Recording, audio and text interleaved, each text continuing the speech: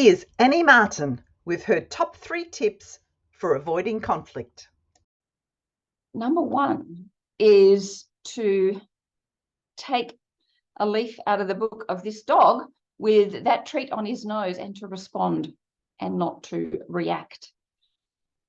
Now, when Leonie asked me about the suggestion box, I should have said, well, look, I've just got an interesting idea. I've just started. Give us a couple of weeks. We'll have a few staff meetings and I'll get back to you. I should have said that. Reactions often cause us to regret what we've said. If you don't have a couple of weeks, and often you don't, in order to respond, maybe you've got half a day. Maybe you could say to someone, I'll get back to you after lunch. Maybe you could say, I'll get back to you after I've just had 10 minutes to make a phone call. Maybe you could say to someone, just give me a minute to think about it.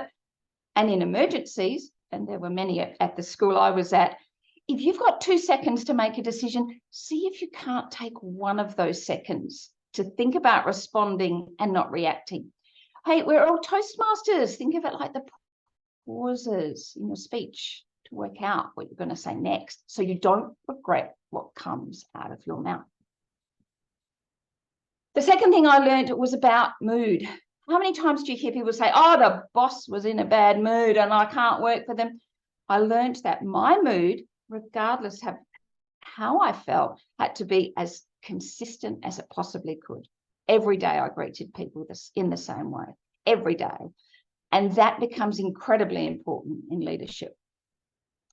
And the third thing is communicate. Communicate early and often and clearly. And once again, we're Toastmasters. Where you can set up meetings.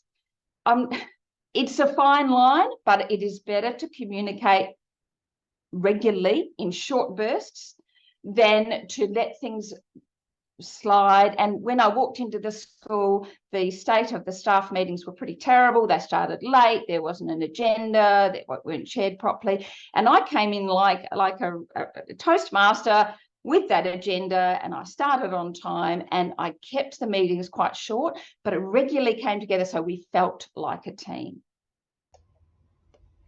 Thank you, Annie Martin, for sharing your top 3 tips for avoiding conflict.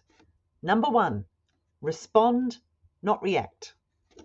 Number 2, be consistent with your mood. And number 3, communicate early, often, and clearly. To view this presentation in full, go to d73toastmasters.org, click on Upcoming Events, and then Education and Training Sessions. This session was recorded in October 2023.